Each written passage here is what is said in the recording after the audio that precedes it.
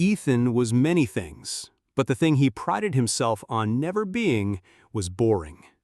His friends, if that is what people who tolerated him could be called, said he was the kind of guy who kept things interesting. What they didn't say out loud was what everyone knew: Ethan thrived on cruelty.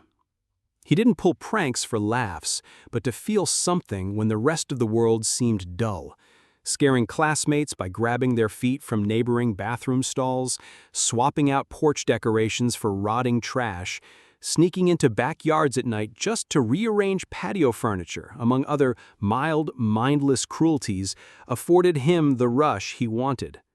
The jolt in someone's face when their world was inconvenienced or bent out of shape. These weren't just pranks to Ethan, they were acts of power in their purest form. Tonight was no different. He prowled the streets with his hoodie up, his phone camera recording for dozens of like-minded social media followers. Billing himself as the king of scares, Ethan thrived on more than just the thrill of cruel surprises, but on the attention they elicited.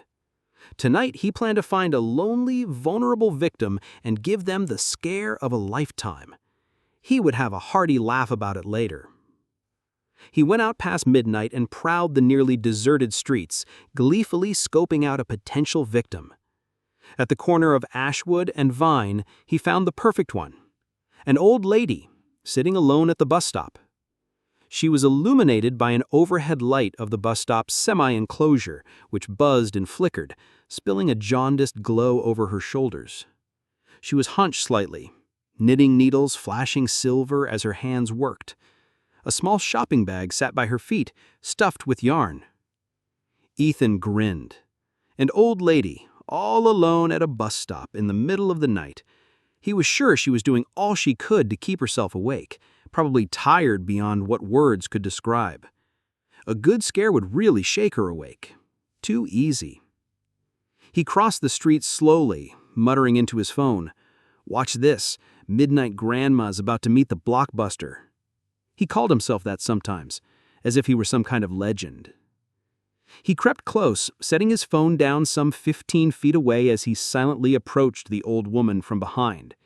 He tightened his hood to obstruct the better part of his face, took a breath, and then slammed his palm against the bench with a sharp crack. "Hand it over, Grandma." Her knitting needles didn't skip a beat, and she elicited no reaction. Loop by loop, click-clack, click-clack. Was she deaf? That presented a whole other kind of challenge, Ethan thought. He leaned down, making sure the phone caught her face. "I said, hand it over!" Only then did she look up. It was not a jolt, a startle, or a gasp, but a calm, slow shift upwards towards him. Her eyes were pale, cataract-clouded but not dim. They pinned him like a pinned insect, steady and unflinching. "Are you done?" she asked softly in a voice that sounded like it was accompanied by a soft harmony of night birds. Ethan laughed in a way that came out harsher than he meant. "Lady, I haven't even started." Her lips began to move. He couldn't make out what she was saying. He leaned in, but the words that slipped out of her lips weren't English, or if they were, they had been stretched, gutted, and rebuilt into something alien. A guttural rhythm like stones grinding together, like whispers leaking through a locked door. The hair on the back of Ethan's neck prickled. "The hell are you saying?" She placed her needles neatly in the bag and pulled the shawl tighter across her shoulders. "The bus is here." Ethan frowned. He didn't hear a distant growl of an engine or any tires pressing against the wet pavement behind him, but behind him a light source caught his attention. Then headlights bloomed, blinding, and a shape rolled out of the dark. It was, indeed, a bus, but not the city bus that rolled by about once every 2 to 3 hours this late into the night. It was certainly a vehicle, but as it got closer, Ethan took a step back.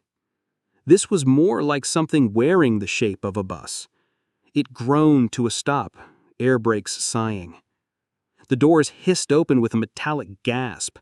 Inside was no interior, No seats and no driver, just darkness, thick and writhing. Somewhere in the void of the tinted windows, he could see dozens of silhouettes sitting hunched. He took a step back, but leaned closer to see them. That is when what was in place of their heads snapped towards him at the same time. Ethan staggered back, heart lurching. What on earth is that? The old woman didn't answer.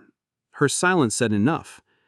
Suddenly, the ground seemed to tilt beneath his sneakers, like the earth itself was leaning him into the open cavern of the bus's dark interior. Then something unseen clamped around his ankles, cold as iron shackles. He kicked, swore, but the pressure only tightened. He looked down and saw nothing but the impression of hands, shadows pressed into his skin. "Stop!" He lunged for the bench, fingers scraping splinters from the wood, but his feet were nearly rooted to the ground. He darted a desperate look towards the light pole behind the bus stop, where he had positioned his phone to record. "Help!" He called out, and the shapes inside the bus stirred. Their not eyes glowed faintly, hollow impressions that locked onto him. "Please." His voice cracked as he attempted to turn back in the direction of the old woman. "I'm sorry, okay? It was a joke. I swear, it was just a joke." At this point, the invisible grip was not simply holding him in place, but hauling him up the bus steps. He clawed at the doorframe, but now the shadows from inside surged outward, dozens of them, wrapping him tight. His hood was yanked back, ripping breath from his lungs. For a moment he hung suspended, inches from one of the figures. Its face was an absence, a hole in the world. When he stared too long, he saw a bottomless pit inside it, sucking thought and air alike.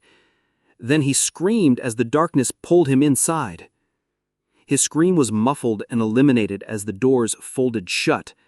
The bus shuddered, groaned, and rolled away, its taillights glowing red like coals before vanishing around the bend. The night was whole again. The old woman resumed her knitting, needles clicking calmly. Click-clack, click-clack. She hummed under her breath, a tune older than memory. Minutes later, a pair of large headlights swept the street again. This time it was the real bus. Battered yellow paint, with grimy windows and concerningly squeaky brakes. It pulled up to the stop. The driver leaned over, and the doors hissed open. "Evening, ma'am. Heading home?" She looked up with a pleasant smile. "Not tonight." He tipped his cap and drove off, leaving her in the flickering pool of light. Behind her, Ethan's phone lay where he had left it, still recording. The lens framed only the woman's silhouette and the soft motion of her hands. The video captured the hiss of her yarn sliding, the click of needles, the occasional low hum of her lullaby. The battery drained slowly, the little red light pulsing weaker, until at last it winked out and the street was silent again,